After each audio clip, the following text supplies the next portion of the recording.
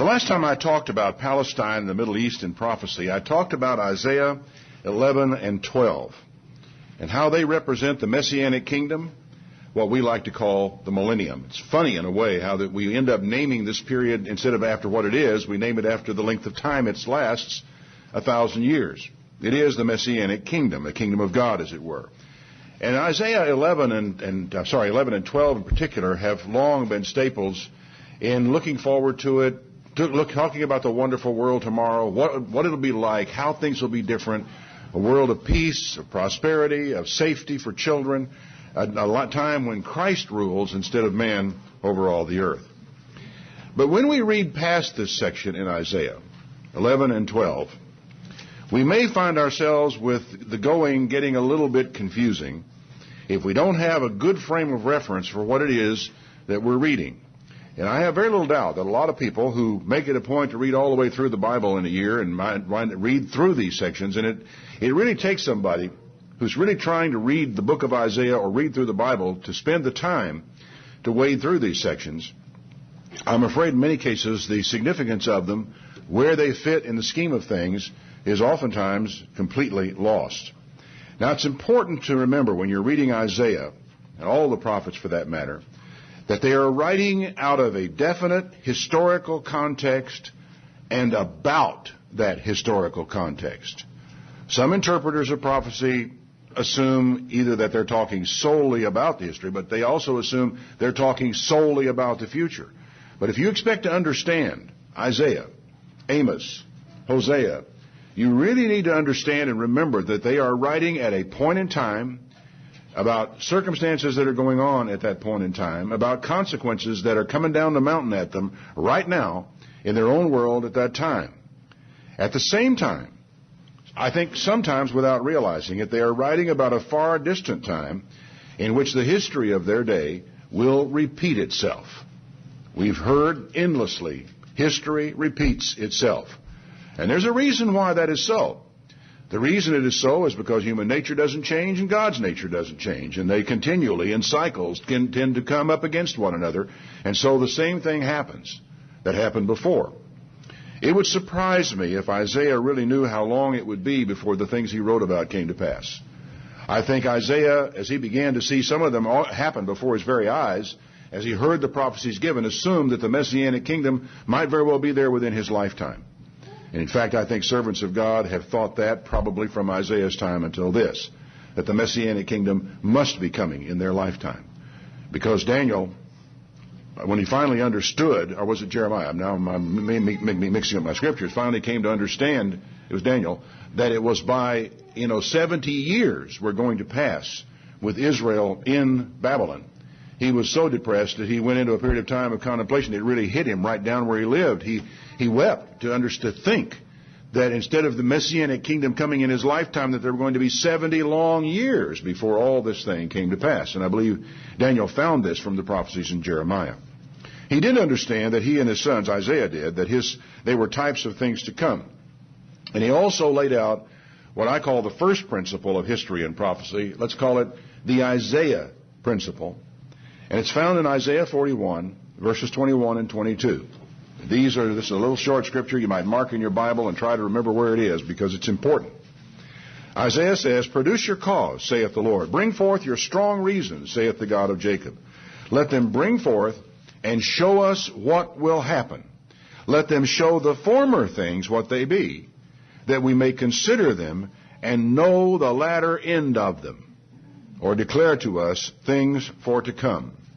That's the Isaiah principle of history and prophecy. That if you don't nail down your history, your interpretation of prophecy is sure to be wrong. A lot of interpreters of the Bible stand in midair. I mean, they read the prophecy, they kind of develop a scenario in their minds, and they say, this is what I think this prophecy means. And they remind me of nothing more than Wile E. Coyote standing in midair off the edge of a cliff before it has dawned on him that he has nothing under him, ready to fall. If you don't have the history, your interpretation of prophecy will be pure guesswork. And I might add to this, you will also find geography of importance in understanding what you're reading as you make your way through this, because this whole section of Isaiah is shot through with geographical references, which most people read them, can't even pronounce the names, much less find them on a map. And it doesn't register. It doesn't tell them anything about what they need to know.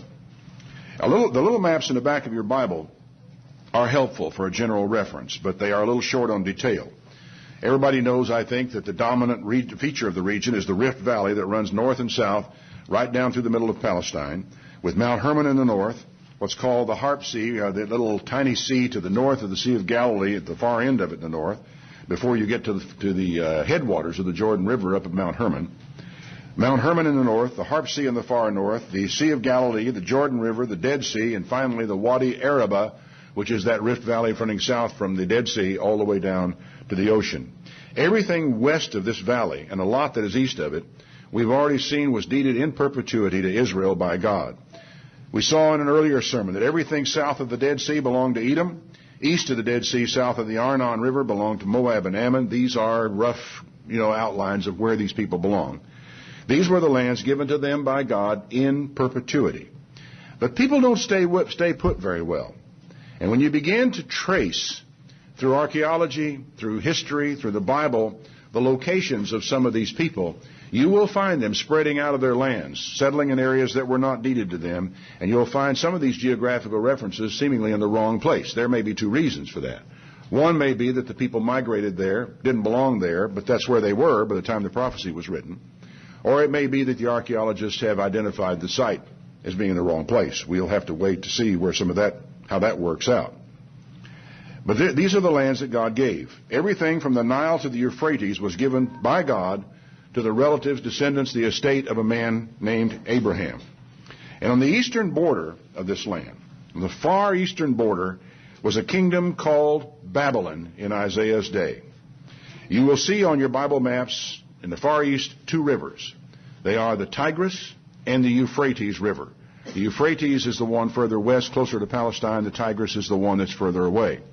The land between these rivers is called Mesopotamia, which means, literally, the land between the rivers. So Mesopotamia is that land. It is also the region of mighty Babylon, where the great city of Babylon stood at one time in history, with the hanging gardens of Babylon being one of the great wonders of the ancient world. It was a huge city. The city itself probably was not that big, but it was the dominant, the lord over all the lands around it, and it had a fiefdom that probably extended for many, many square miles, several days' journey, as we're told, about Nineveh, in all different directions. Nineveh was a great city. Babylon, a huge city, dominant over their entire part of the earth at that time. Now, after Isaiah 11, there follow a series of what the King James Version calls burdens.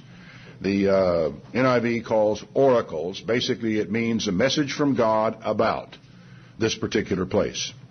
In Isaiah 12, after Isaiah 12, there is this series of burden. The first one is an oracle concerning Babylon that Isaiah, the son of Amos, saw. That's Isaiah 13, verse 1. Now, this is one of those places in the Bible where listening serves you well, because that's the way people in ancient times encountered these prophecies. Not that many people read. And when Isaiah came to deliver his prophecy that he'd written down, he read it from a scroll, and the people who sat there listened. That's the way the people in the synagogue where Jesus came and read from the Isaiah scroll to the people, that's the way they received these things. They were meant to be read, interpreted by the reader, even in the course of the tone of voice, the inflection, the pacing. I've often tried to explain to novice speakers and preachers how important it is to be able to read aloud effectively. It's something that was taught as I was growing up in school. Apparently, from anything I can see, it's disappeared off of curriculums. It's disappeared from the way people do these things. The oral interpretation of written material was, in old times, extremely important, because it's in the oral interpretation that you can, by emphasis, by inflection, by pacing, by pauses, you can really add a lot to the way a person understands what it is that they are hearing you read, and convey what's intended to be conveyed. This is poetry that you're reading here. It's designed to evoke images in the mind. It's designed really to send a little shiver of fear down the spine in places, because whenever you begin to realize what's implied by the words here, it is something to be afraid about. Our questions as we approach it are two. What did this mean to Isaiah, and what does it mean to us, upon whom the ends of the world are come, if I might use that terminology? What does it say to us who may be approaching the time of the end? Are these things that we're going to be reading pure history, no application to us, nothing for us to understand or apply? Or, are they solely for Isaiah? Or did even Isaiah perhaps understand that they were for a long time out, somewhere off in future? That's one of the questions that we want to answer today. Isaiah 13, verse 2. Raise a banner on a bare hilltop. Shout to them. Beckon to them to enter the gates of the nobles. I have commanded my holy ones. I have summoned my warriors to carry out my wrath, those who rejoice in my triumph. Listen, a noise on the mountains, like that of a great multitude. Listen, an uproar among the kingdoms, like nations massing together. The Lord Almighty is mustering an army for war. What might this have meant to Isaiah in his time? The time when Babylon was the great kingdom, when Babylon was a tremendous power, when Babylon was going to be the power actually that finally brought Jerusalem down. And yet here he is looking out beyond this, having seen the failure of two northern kingdoms of trying to conquer Jerusalem, and yet knowing that Babylon eventually would. Now he looks beyond Babylon's conquering of Jerusalem to what's going to happen to great Babylon when all is said and done. And he hears noises on the mountains. He hears a great rumbling, not unlike perhaps the sound of a whole brigade of tanks beginning to come down through the pass, and the realization that something big is coming on. He heard something. Listen, they come from faraway lands, from the ends of the heavens, the Lord and the weapons of his wrath, to destroy the whole country. You see what I mean about this? This is designed to put a little shiver down your spine, to realize that something very serious is coming down. People are going to be dying shortly. Wail, for the day of the Lord is near. It will come like a destruction from the Almighty. Now, there's one thing you need to always remember when you're reading prophecy. Every time you come across this expression, the day of the Lord, it is highly significant. It is, in fact, a benchmark in prophecy. The expression is used 24 times in the Bible, 6 of them in the New Testament, the rest of them in the prophets, mostly the minor prophets, as a matter of fact. The New Testament writers, now I don't know how your commentary will explain it. I don't know how you will understand it when you read it, but I will tell you this. The New Testament writers understood the day of the Lord to be an end-time event.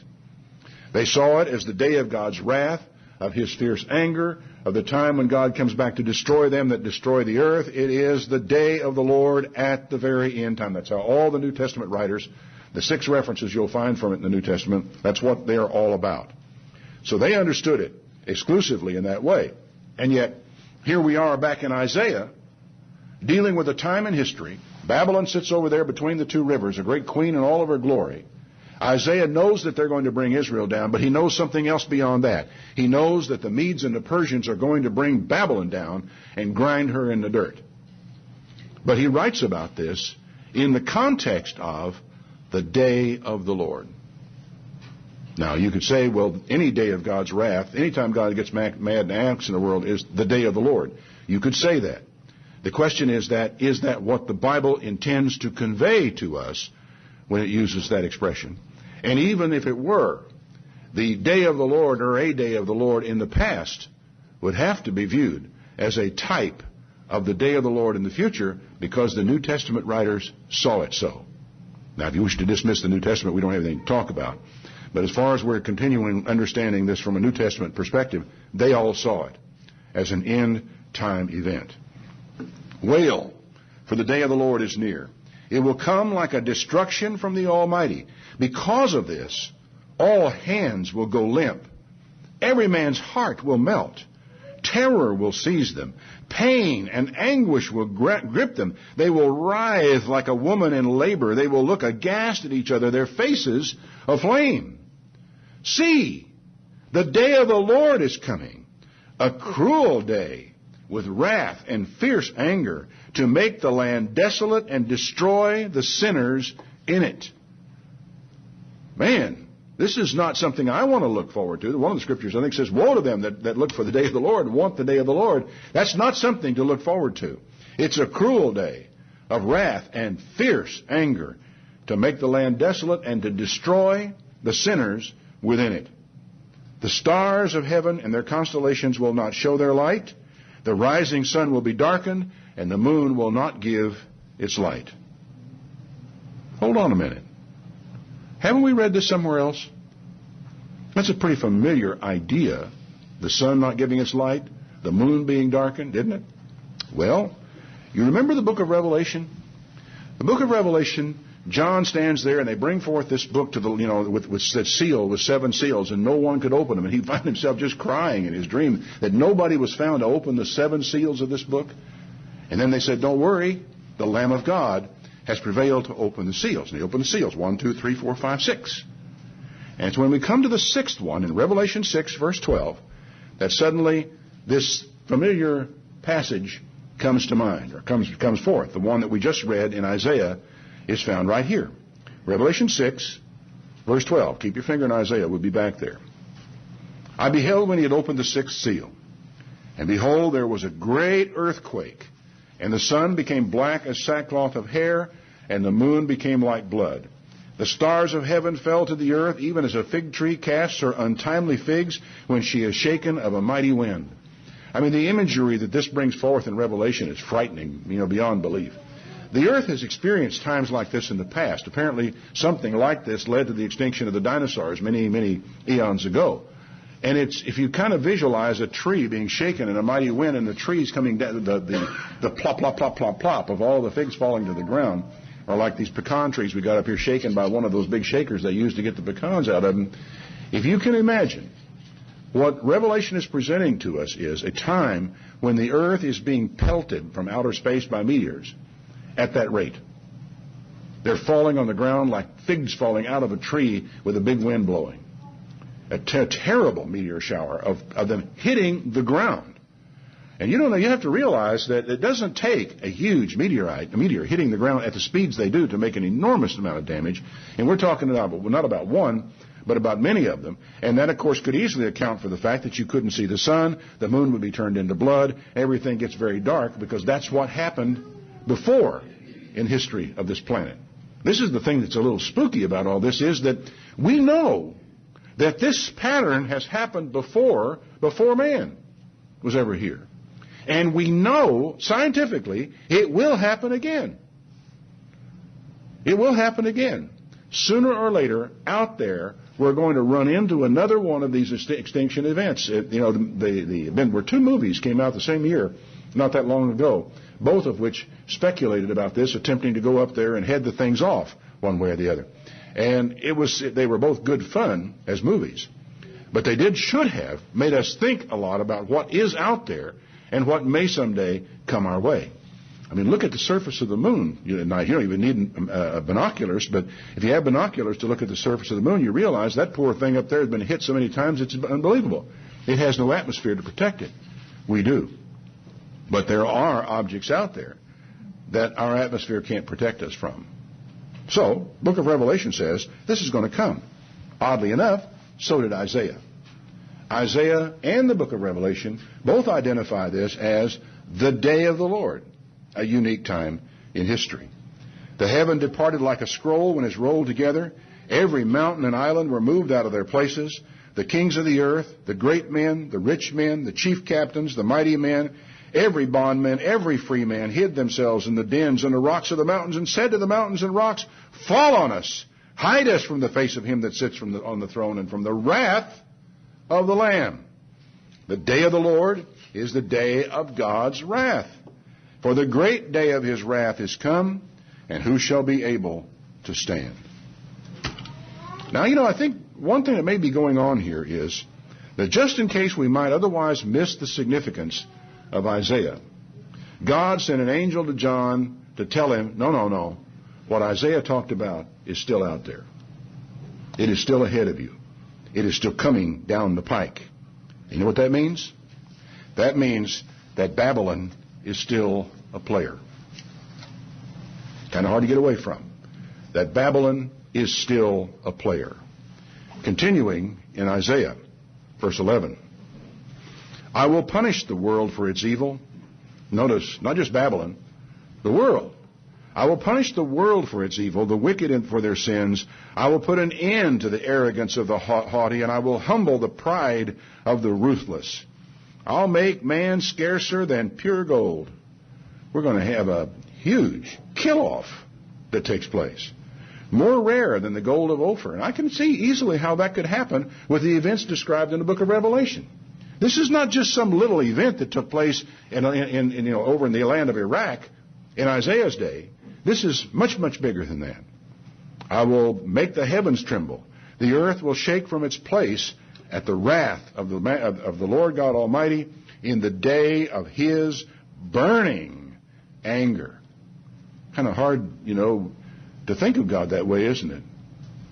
That the time will come, the day will come, which will be the day of God's fierce wrath, His burning anger. There, I guess, we have to just face up to the fact you can only push God so far. You can only presume upon God so far. Because there is going to come a time when He will move like a hunted gazelle, like sheep without a shepherd. Each will return to his own people. Everybody's going to flee to his native land. Whoever is captured will be thrust through. All who are caught will fall by the sword. Their infants will be dashed to pieces before their eyes. Their houses will be looted, their wives ravished. The story was told. I was listening to the person who saw the event tell it on tape about watching a mother pleading with a Nazi soldier, for the life of her child, only to see the child taken out of her arms and its head bashed against the pavement. Things you think, this is so unreal. And yet it has happened within our lifetime. Some of you who are young have no concept of what happened. You hear about it, you see a movie like Schindler's List, some of those things, and you kind of see it as almost like it's fiction. Almost like it's an imaginary movie, like it's Star Wars, only it was in Germany back when, and maybe it happened. It happened. And people keep trying to tell us again and again and again to bear witness it happened so we won't forget that it happened. But it's a losing cause. People are forgetting that it happened. And as a result, they're going to get to see it, I'm afraid, with their own eyes. See, I will stir up against them the Medes, who do not care for silver and have no delight in gold. Now who are the Medes? Well, the Medes and the Persians were the kingdom that followed on the heels of Babylon. They're the ones who came from the north and the east of Babylon and destroyed Babylon. They came from the region that is now today called Iran. And in fact, a lot of Iranian people who are in this country now are very careful to call themselves Persians because they do not wish to be identified with Iran with good reason. So anyway, the Medes and the Persians were the ones He said were going to come on Babylon and destroy it. Their bows will strike down the young men. They will have no mercy on infants. They will not look with compassion on children. I've always had trouble with that. And I still have trouble with that. But I have less trouble with it today than I did before 9/11. I had less trouble with it than I realized that all of the series of suicide bombings that I've been seeing in Israel, where they don't care who they kill. They would just as soon kill little children as anybody because they're trying to make their point. And there are people out there who will, quite willingly, perhaps even gleefully, destroy children and believe they are doing the will of God. So don't think that this stuff that I'm reading to you here is all that far off. It's in your newspaper. In history, it was the Medes and the Persians who brought Babylon down. And it was a Persian king who allowed the return of the Jews to Israel, to Jerusalem, after Babylon was destroyed. Isaiah could not have known, I think probably, at least not until very late in his life, that this was not the final fulfillment of the prophecy. I don't think he ever was able to know that because the final events that are taking place in history here were after he was dead and gone. He had no way of knowing that that final fulfillment would not be at the time when the Medes and the Persians destroyed Babylon. Babylon, the jewel of the kingdoms, the glory of the Babylonians' pride, will be overthrown by God like Sodom and Gomorrah. She will never be inhabited or lived in through all generations. No Arab will pitch his tent there. No shepherd will rest his flocks there. Desert creatures shall lie there. They'll fill her houses. There the owls will dwell. There the wild goats will leap about. Hyenas will howl in her stronghold. Jackals in her luxurious palaces. Her time is at hand, and her days will not be prolonged. And it was true. Old Babylon came down. It was destroyed. And I don't know what it's like there right now. It's kind of an archaeological site. People don't live there. I've been told that the Arabians have a superstition and won't pitch their tents there, that people are staying away from it.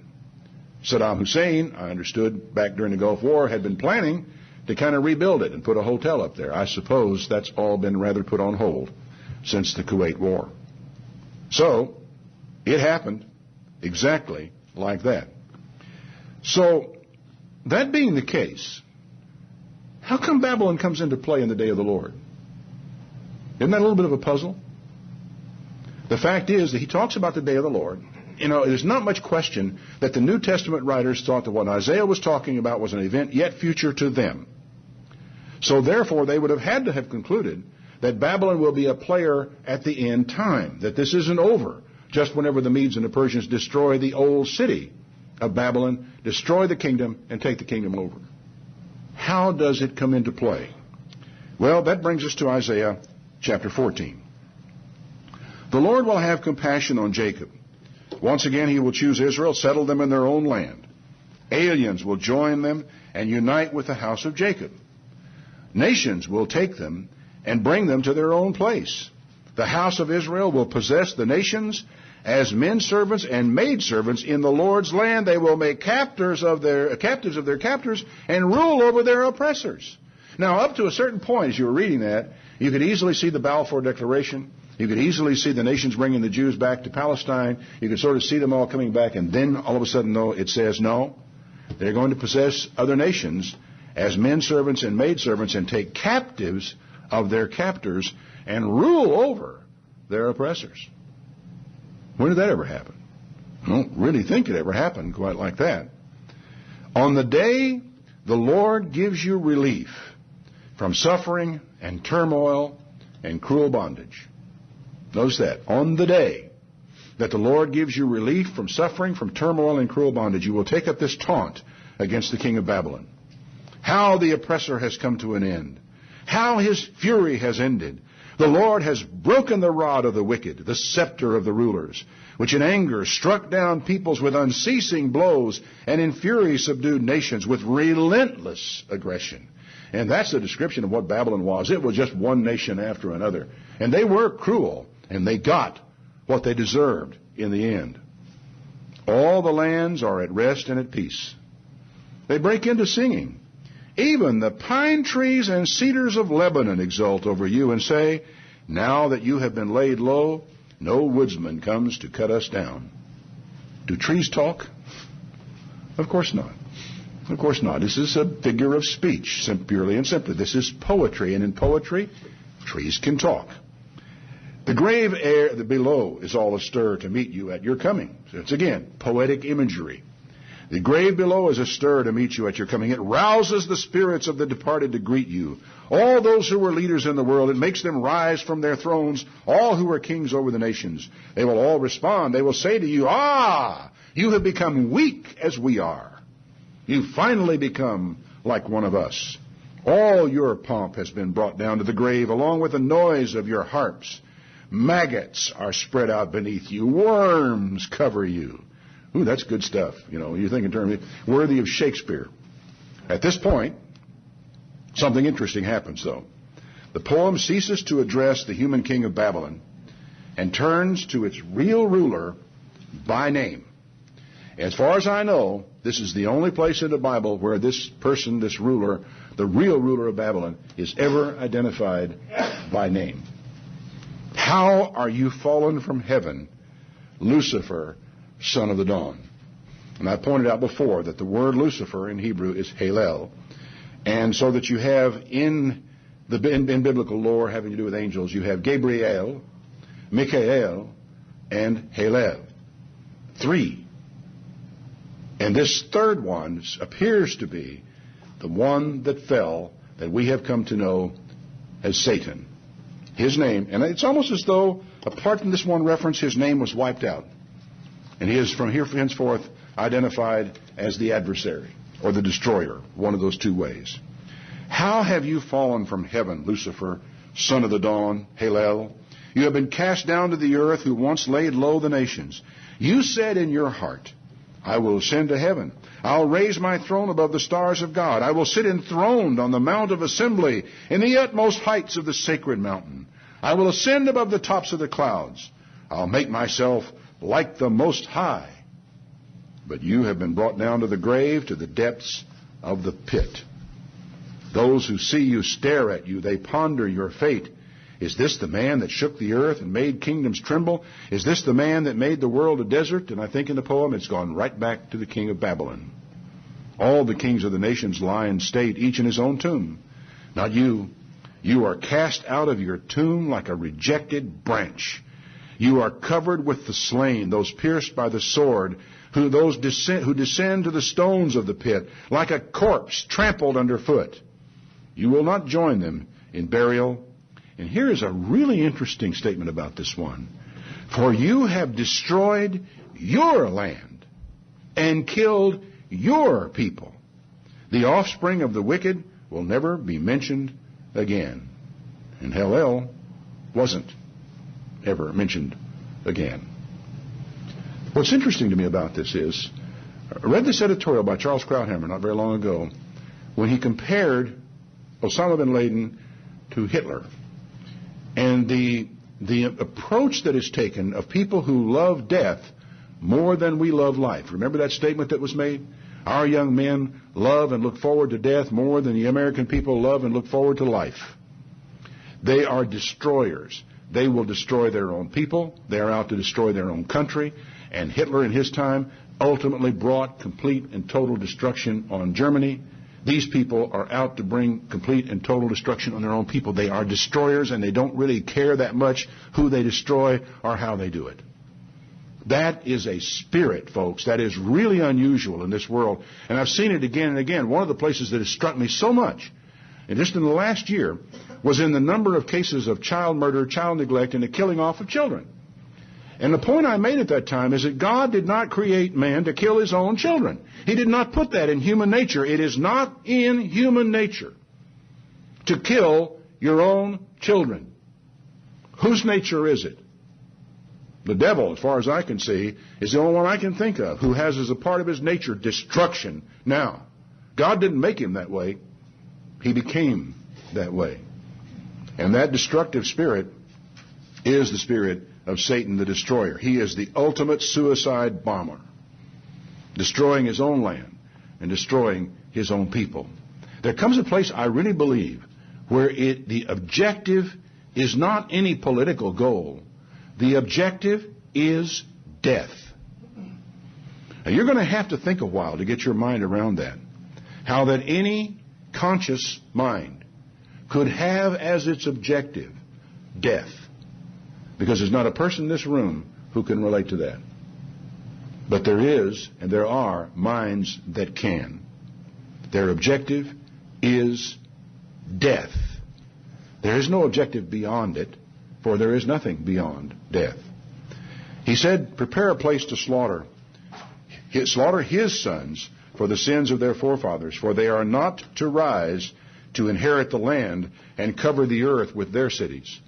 Notice, the reason for wiping them out is so that their sons don't arise and then try to cover the earth with their cities, their spirit, their approach, with their father's deeds. We're going to have this anymore. God says we're going to wipe them out to a man, woman, and child. Severe? Yes, but the crimes were even more so. This is the objective, by the way, of the Babylonian spirit, to cover the earth with their cities. Control it. Belong to them. This was written in a time when there were no nations like we know them. There were city-states. There were cities that exercised control over vassal cities and vassal states in different areas. And that's what he's talking about when he says your cities cover the earth is your city-states have basically taken over everything. I will arise against them, declares the Lord Almighty. I will cut off Babylon from her name and survivors, her offspring and her descendants. I will turn her into a place for owls and into a swampland. I will sweep her with the broom of destruction, declares the Lord Almighty. Serious business, isn't it? Heavy. The Lord Almighty has sworn, surely as I have planned, so it will be. As I have purposed, so it will stand. I will crush the Assyrian in my land. On my nation mountains I will trample him down. His yoke shall be taken from my people, his burden removed from their shoulders. This is the plan determined for the whole world. This is the hand stretched out over all the nations. For the Lord Almighty has purposed, and who's going to get in his way?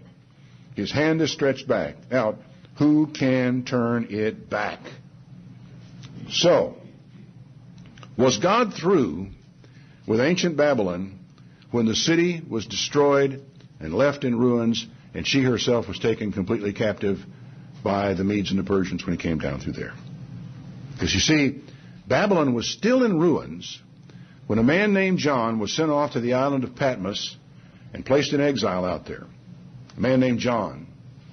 It's late in the first century of our era today. He was sent to the Isle of Patmos, and when he was out there, John fell into vision and got a vision looking forward into the day of the Lord. And in this vision of the day of the Lord, there are two chapters, chapter 17 and 18 of Revelation, which deal with Babylon. And here we are, first, I can't help but wonder, what did John think? When he has all these visions, this angel grabs him by the scruff of the neck and takes him and says, I want to show you Babylon. Babylon? Babylon's just a bunch of ruins over in Mesopotamia, isn't it? People had been there. People had seen it. There was nothing in Babylon. You go there to find it, it's not there. And here's an angel come. I want to show you what's going to happen to Babylon in the future. Revelation 17, verse 1.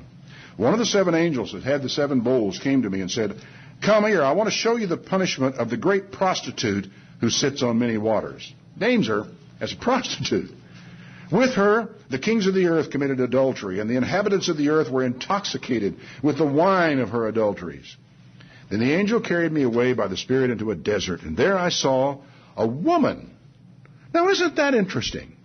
We've gone to see Babylon, and what do we see but a woman sitting on a scarlet beast covered with blasphemous names that had 7 heads and 10 horns.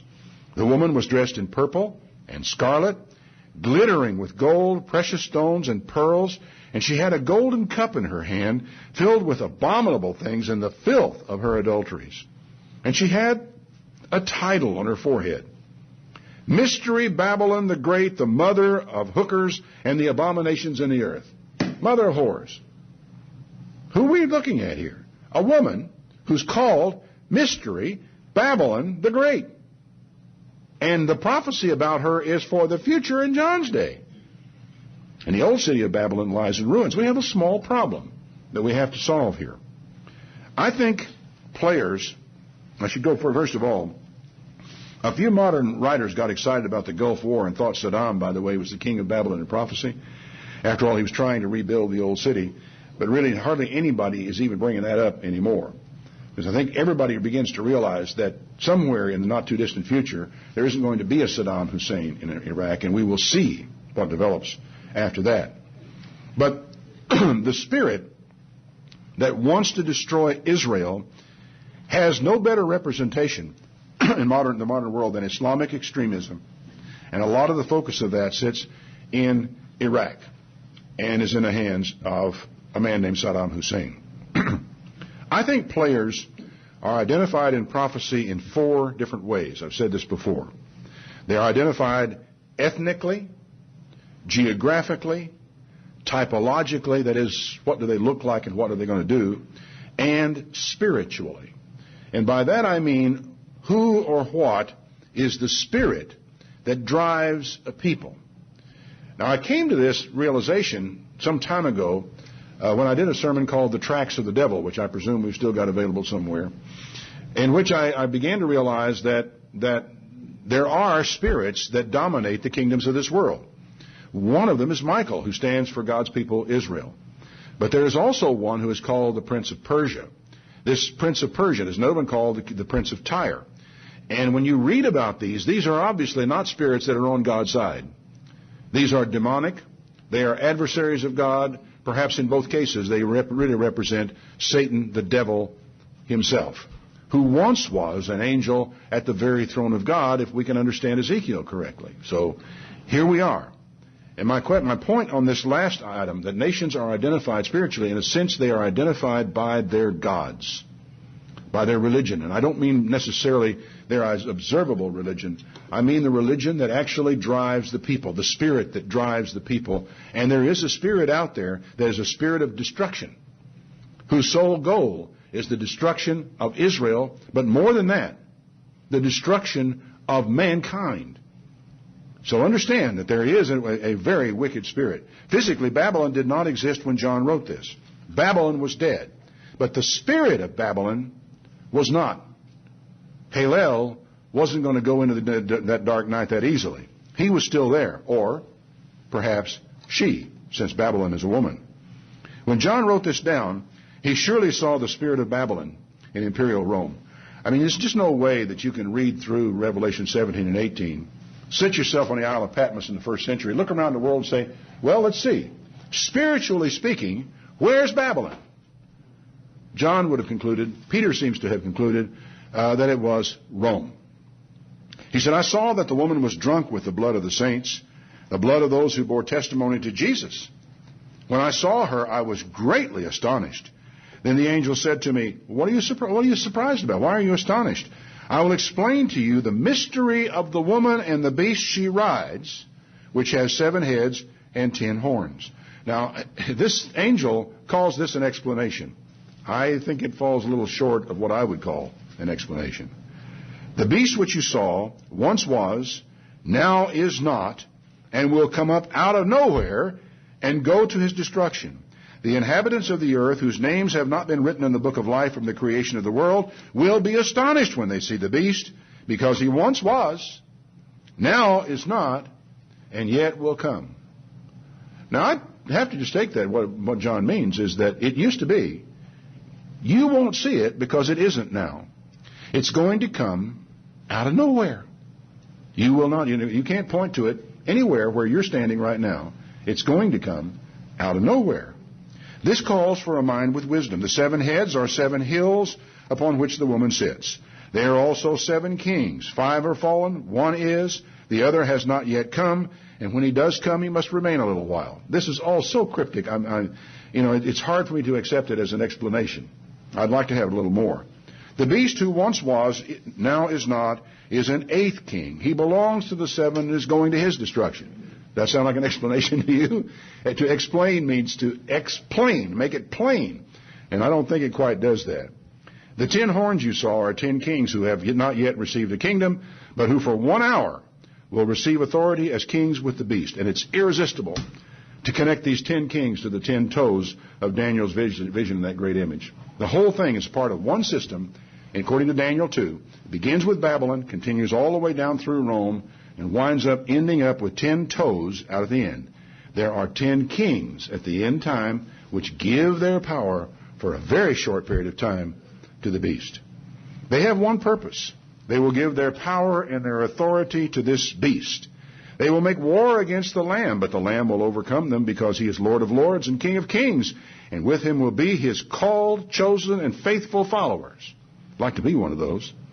The angel said to me, the waters you saw where the prostitute sits are peoples, multitudes, nations, languages.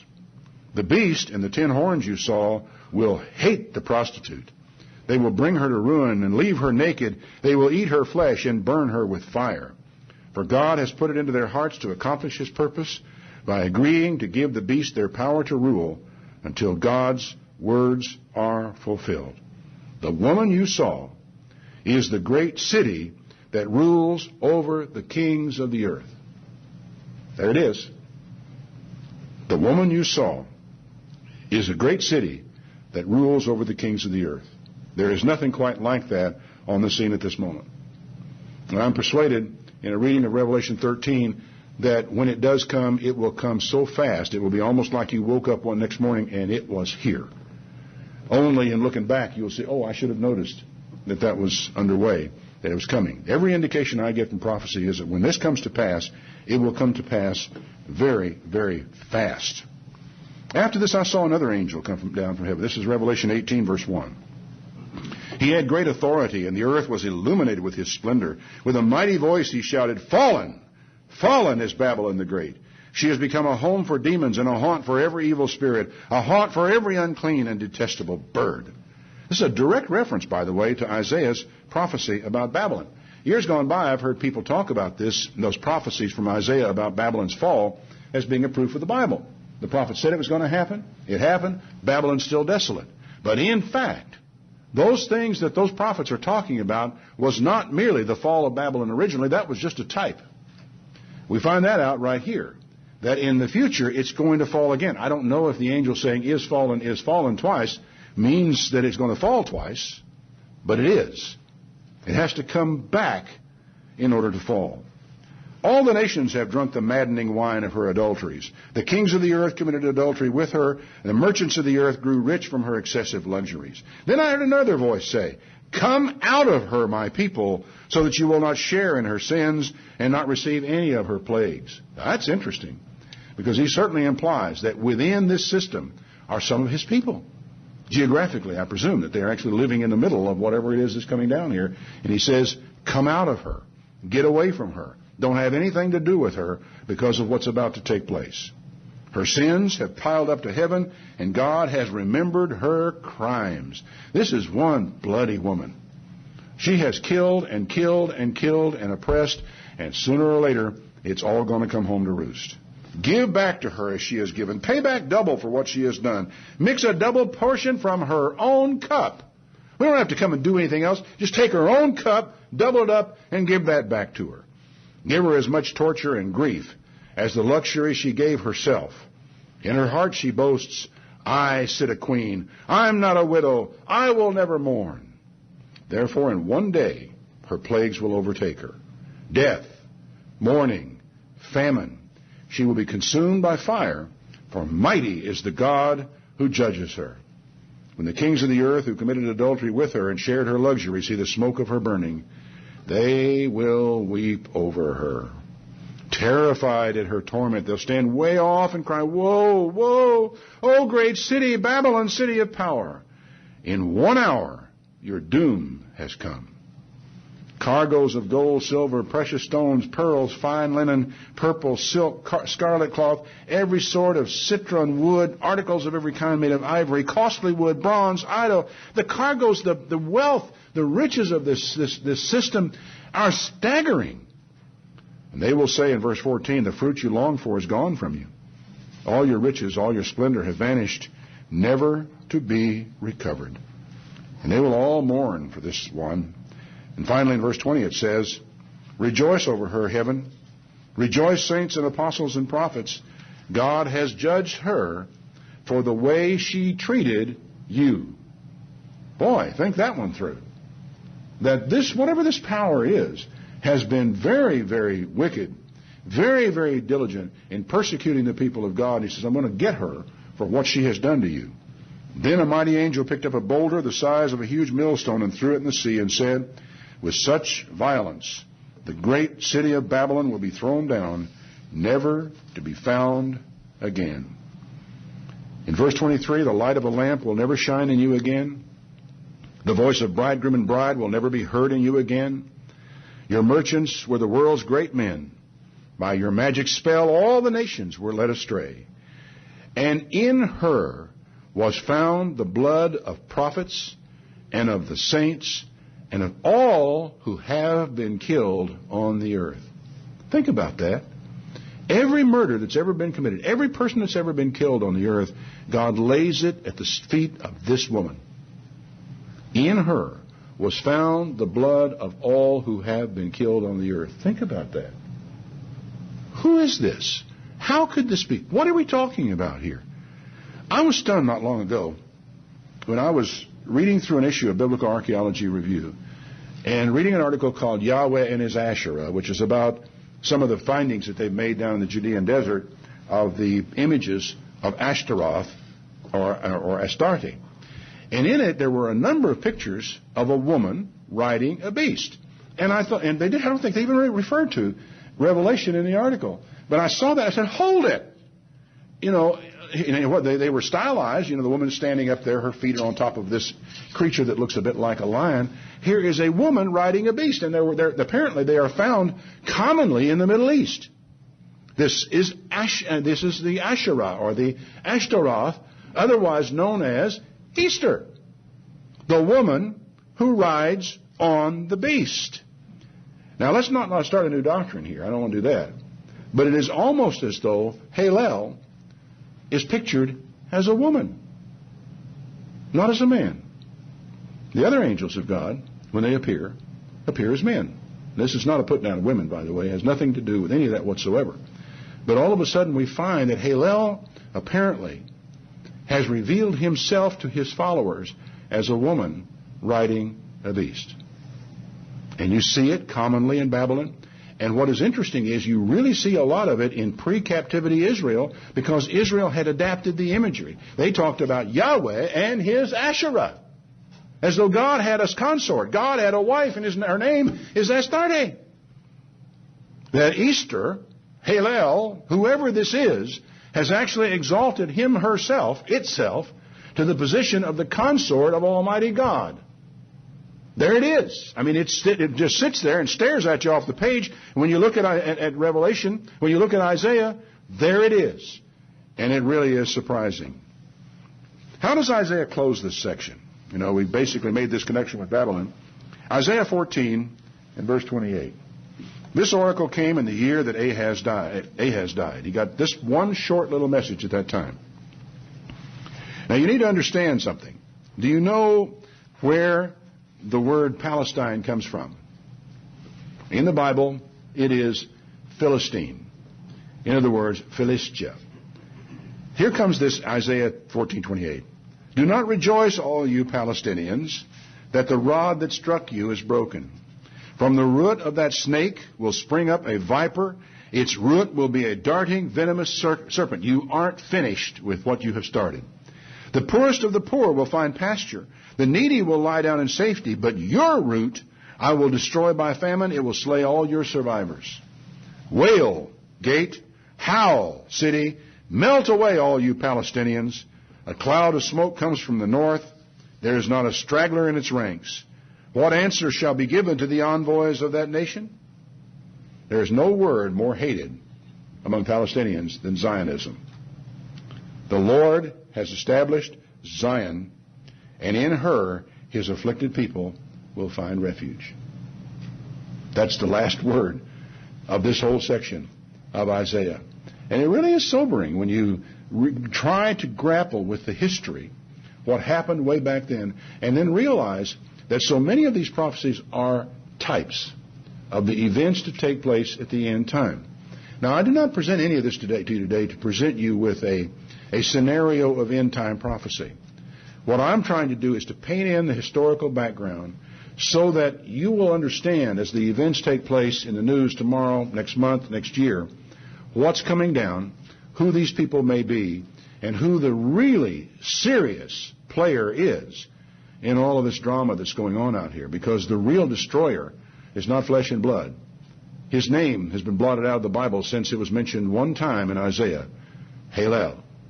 We now know him as Satan, and he's real, and he's dangerous.